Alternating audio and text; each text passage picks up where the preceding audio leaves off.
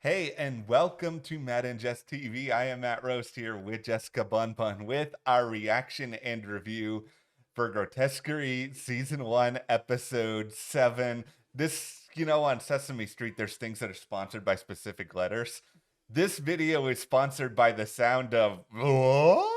Because that's me coming out of trying to understand what it is that I just watched. It's also sponsored by the letter W for everyone who thought that Lois was in a coma. It turned out to be true, and I know in our last video where we talked about the idea that she was probably in a coma and that we had seen lots of comments that other people also think that there were people that were really split about the idea that she was going to be in a coma because it feels like it's all a dream kind of thing. Yeah.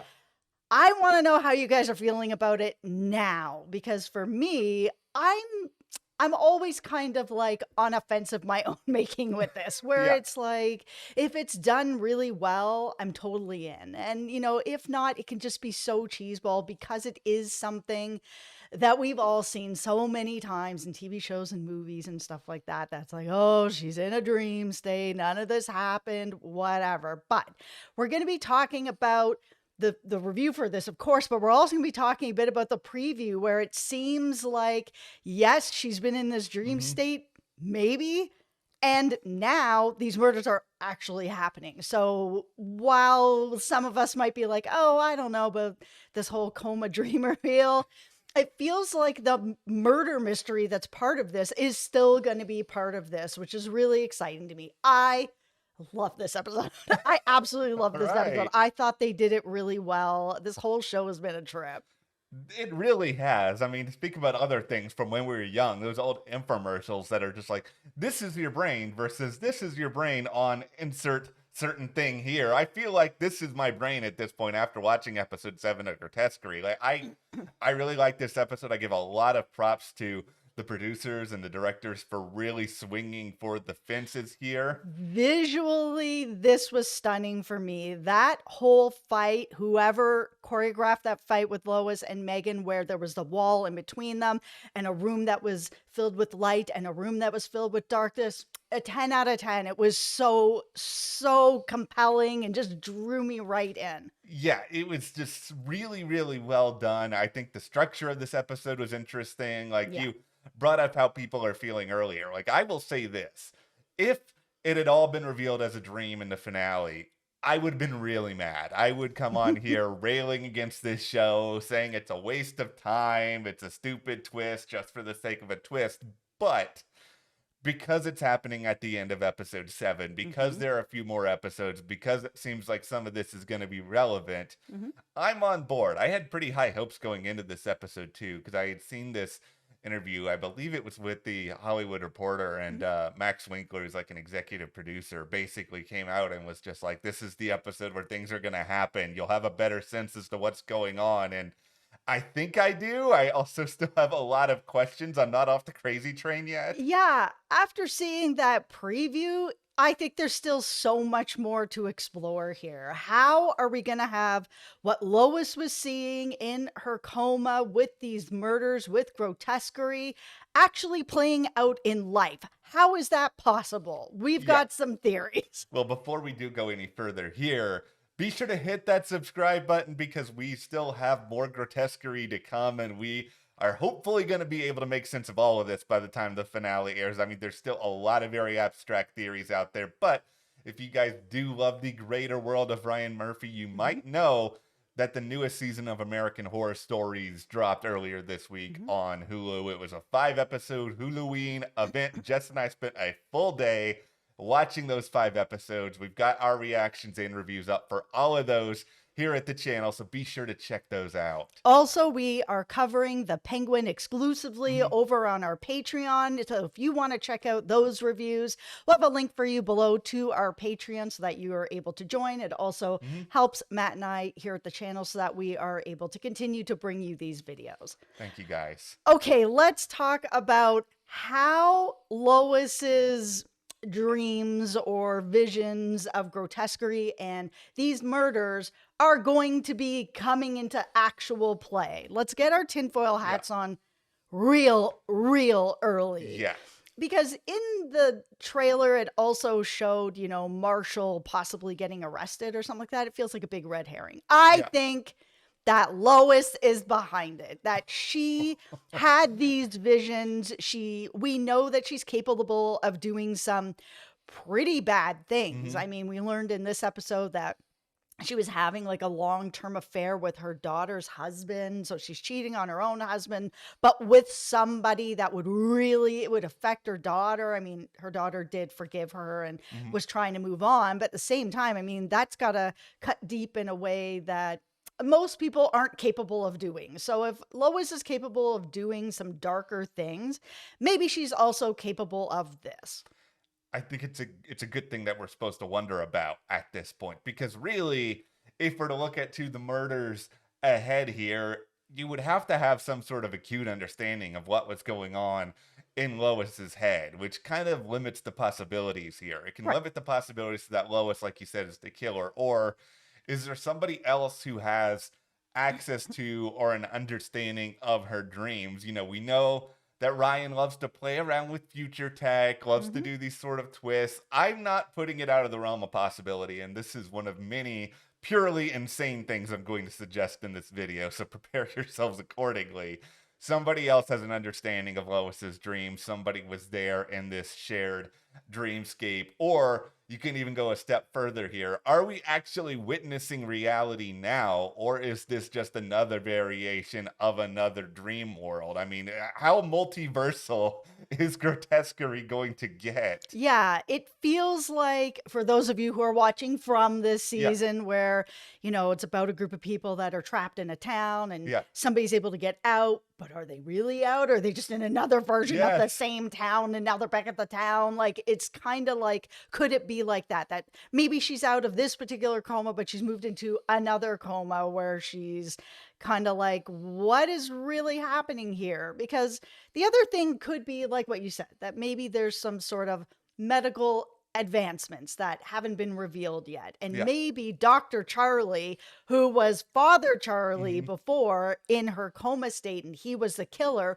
is also the killer here. And that he's been able to tap into what she's thinking and some of those dream state of grotesquerie. And he's just like, okay, I'm going to go run with that.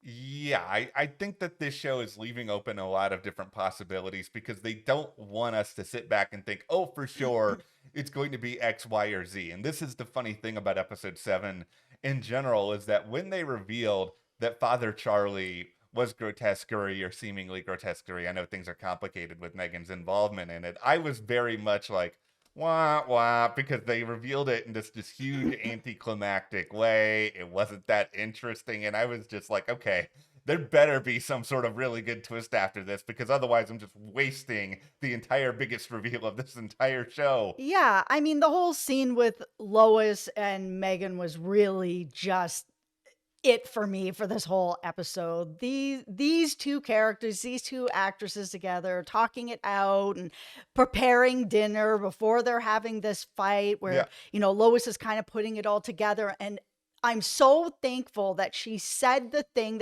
I've been stuck on, which is that Megan has shown up to crime scenes she would have no Yeah. idea that it happened. Lois didn't call her. There was no reason for her to know that this had happened.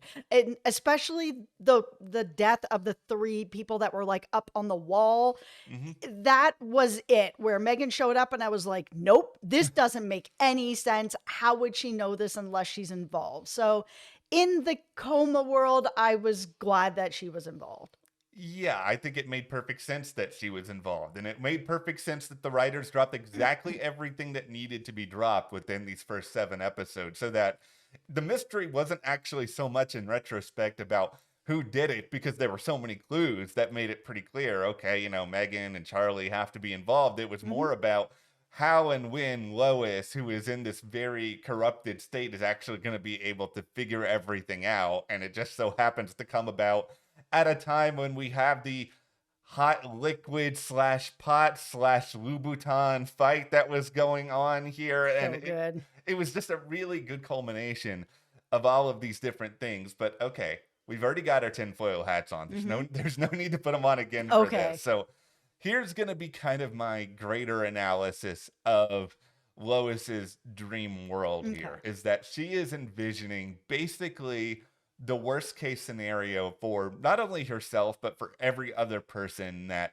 is in her world. She's sort of exploring this idea of her in her worst possible state, her daughter in her worst possible state, the early origins of whatever's going on between her and Fast Eddie, where there's sort of like this, oh, it's the apple in the Garden of Eden presentation. That's what's going on here. All of the murders are the worst possible murders in the worst possible situation known to mankind. It's like exaggerating possibly some of the worst things that Lois ever possibly dealt with on the job, and then just sort of blowing them all outright. Like, I'm not willing to say that this is, the underworld or anything like that, but I think Lois is in a very bad state here medically, so it makes sense then that everything she is seeing is basically the worst version of that.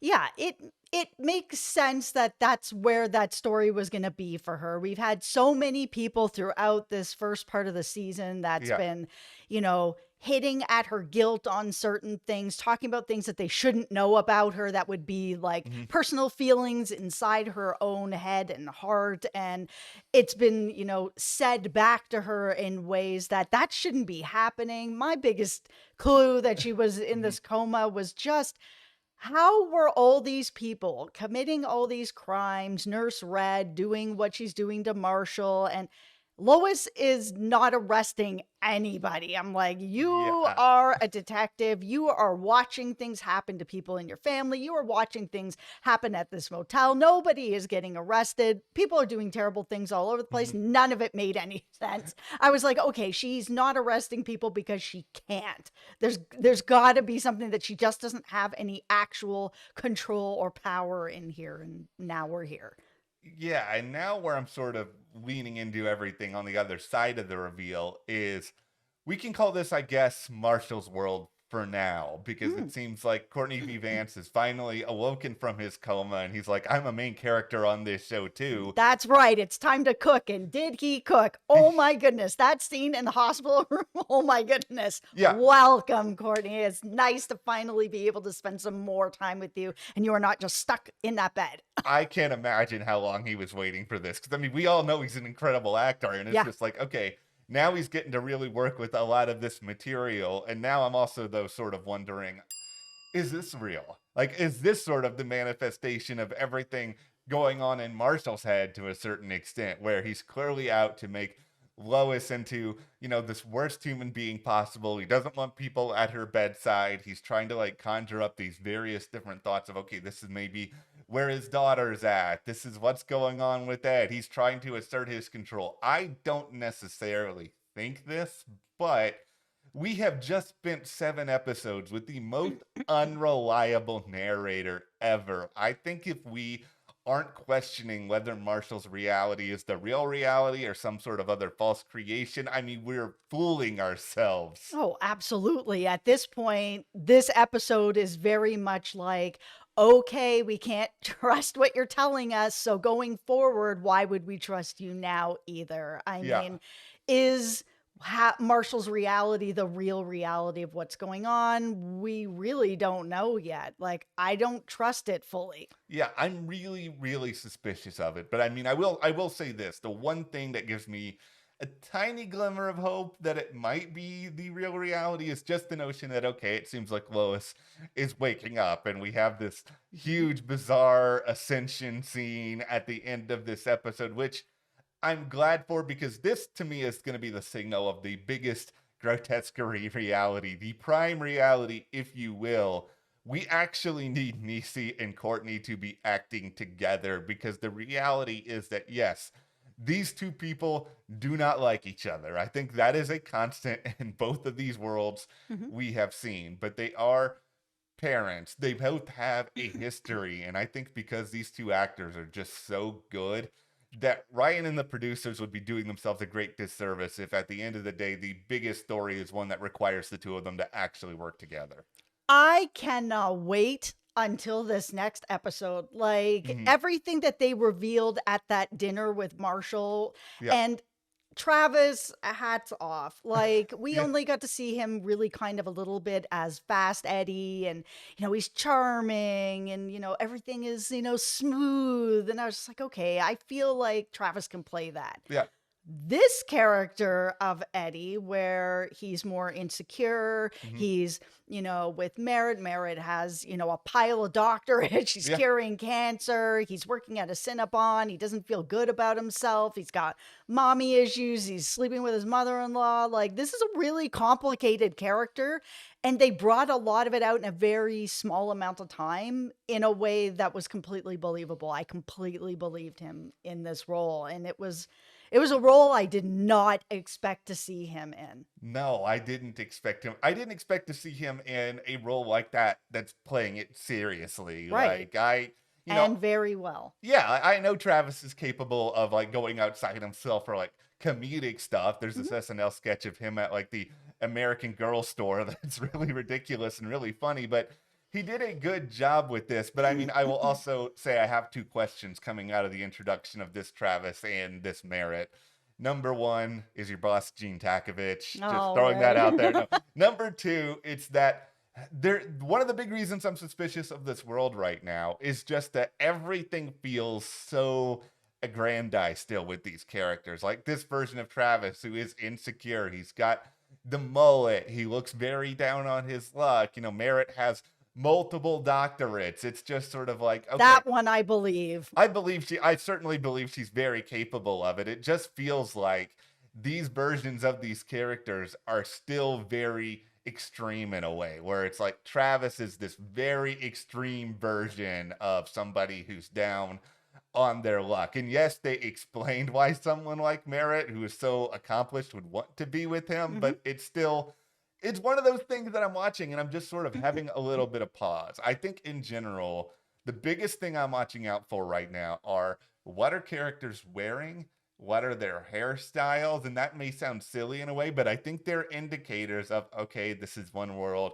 This is another world. I just played a video game in FF7 Rebirth that stuff like this was very, very important. So I'm very keenly eyed aware of what is going on with symbols and objects and whether or not there are more worlds beyond this. Yeah, the past 3 episodes have really given a ton of clues about the fact that Lois was in this coma. There was a lot of talking to Lois or saying her like, you're not doing better. We saw, of course, all the get well Yeah. balloons. Like they did, they had a lot of it in this episode because we were getting the big reveal. But the past 2 episodes, they had enough sprinkled that people could figure it out. And lots of you guys did, which was awesome. And Yeah.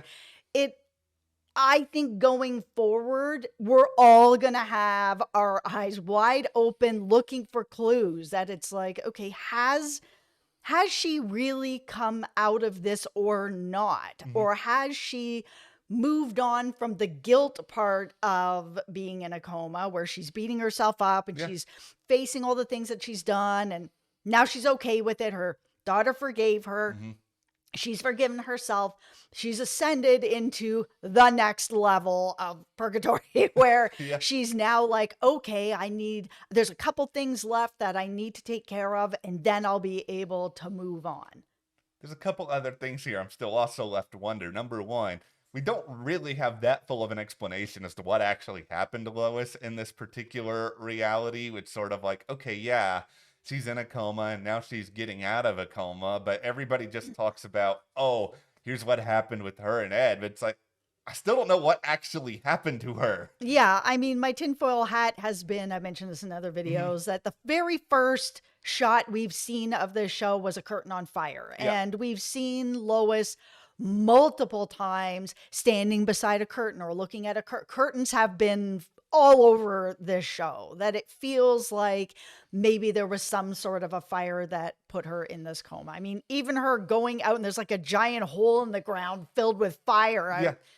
it has to have meaning. So maybe it's some sort of smoke inhalation or something that has put her in this coma. I just tend to believe that there's something that happened to her, if it is that fire especially, that is going to sort of establish and set up, okay, this is where we're going from here. Like there has to be a reason why everything she was thought about in the coma was so dark, so intense. Maybe it was just that because she was so near death that's like you're thinking of all these just deathly and terrible things. But then we also see in the preview, she's out there in the field. We see her with Megan, with these other characters, and it's just like, is there another time jump coming? Because I don't know how you go from being in a coma for that long, just suddenly out on the field, out on the job, everything is okay. So it's just, once again, I don't trust it. I'm very suspicious as to what is being presented. Yeah, I don't know enough about comas or coming out of comas to know what the timeline is of I'm in a coma Yeah, and now I'm functioning fairly well that I'm back on a case kind of thing. Is it a day? Is it a couple days? Is it weeks? I Is don't it know. different for everybody, right? So like for me, I'm just going to kind of suspend my disbelief. This show, you have to. It's so all over the place and there's so many crazy things that are happening. And I mean, for me, they've given a really good explanation of why they're happening and what Mhm. had happened. But if we're back in reality now, then it can't be as crazy and wild as it's been. If No. this is really the real Grotesquerie is out here doing these exact same Yeah. crimes, that's the real mystery that's left for me. How? How would she have known that unless she's the killer? Yeah. Somebody was able to tap into what she was thinking and Yeah. is now acting this out, or it's just a big coincidence. There's not that many reasons why this would be actually happening. Okay. I Maybe she's got some sort of like seer ability. She's maybe. Bran from Game of Thrones. She can see forward. Here is my own worst case scenario here. I don't know if we have a worst fear hat. Maybe it's just put on a weighted blanket and just hug myself, because here's what I'm afraid of at the moment, guys. Worst fear hat. The worst fear hat is on. My worst fear is that they're going to go in this direction of not a collective consciousness, if you will, but more so these are everyone's worst fears. This is society's worst fears. And this entire show is just going to be this big metaphor of, we all know what's wrong with society. Here are the problems. We're all going to view it relatively the same way, except maybe a few minor differences. How can we all come together to make society a better place? And yes, that does sound like the end of a Saturday morning cartoon if you put it the wrong way. And that's the thing that makes me very afraid that we're going to go really, really broad, where I'm not watching a Ryan Murphy show to get, lectured to some extent about the wrongs in society, because I feel like we're all smart enough to kind of know what those are already. Yeah, but you're going to get that anyways because that is what he does. We always get some sort of lecture about something. And I Yeah. mean, that's kind of where I had thought this was going, and it's possible that it is still going in that way, that this is just a big piece about, what's going on behind the scenes of people in power, of police, of church, of whatever, and that this is a big statement on, hey, they're all hypocrites. And that may very well be the case, but if that is the case, you better surround it with just like some really awesome performances, great stuff. Yeah. Like, I'm here for the entertainment, and I'm Mhm. here for Lois because I'm really attached to Lois. I want her to overcome this trauma, find a way to solve this case, and hopefully not be the killer, but I'm very worried about your theory that might actually be right. Yeah, and I mean, I'm here for that. If Lois ends up being the killer, that she went through all this trauma inside her and she was able to kind of try to move forward. I mean, that last scene where Mhm. she's fighting for her life and she's having that fight with Megan, I mean, everything was really dark with what was happening at this end of life for her. Yeah. So it then doesn't feel like that much of a jump that she's going to come back into life and things are going to continue to be dark for her, because it seems like they were pretty dark for her Mhm. before she ended up in this coma. I mean, you're sleeping with your daughter's husband, like it gets dark in life, but that's pretty dark. Yeah, they did a very good job of explaining why, at least in part, a lot of what Lois was seeing was so unbelievably dark. I mean, this show it has swung for the fences. I give them credit, but I'm also afraid about them sticking the landing. But this was just a very, very ambitious, really exciting to pull off episodes. It's one of those where if you didn't watch it live and somebody, you go to work the next day and somebody's like, "Oh, she was in a coma. Can you I believe?" know. You want to like pick up the water jug and just throw it at their heads at that point. Like this is actually a real appointment viewing episode, and I'm very glad and very grateful to Grotesquerie for that. And I think next week's episodes, there's going to be 2 next week, and then the finale will be 1 on its own. Yeah. I think episode 8, like I cannot wait until this episode airs. Like we not only have her out of this coma now, we know that there's going to be these Grotesquerie murders are actually going to be happening, but that confrontation that's going to end up happening, I feel it in my bones with Lois and Marshall over Ed and what actually happened, and that she did have this affair because he only found out about it at a time that he could not speak to her about it, to the point that he just went in and was like, pull the plug. I'm done with this. I'm out on this. Even though he was also having an affair that was kind of like, well, at least it wasn't with the family. Like this, Oh, great. Yeah. I'm better than that kind of thing. It's just like, okay, you're both not being great to each other. Jump off your high horse here, Marshall. Yeah. No, season 1, Ryan Murphy continues to deliver. We applaud him for that. And oh man, is there any chance we might get a season 2 of this? This feels like this is just a 1-season show, but I do hope that they're able to figure something else out because I've really enjoyed these first 7 episodes a lot. I have too. I mean, this show is so bizarre at this point. I have no idea even thinking about what a season 2 would be like. I don't know if you try to do an anthology. I just, it's so out there, but I am really enjoying this. I appreciate the creativity so much that's being put into it. So let us know, of course, what you think is actually going on in the comments, and hit that subscribe button. And as we said earlier, we are covering American Horror Stories. We took on all 5 episodes of the most recent Halloween event. Check those videos out. It was a really, really good time. And you can support us further by joining our Patreon. A link is in the description below. We're covering The Penguin exclusively over there. Thank you guys so much. Thank you. We will be here next time.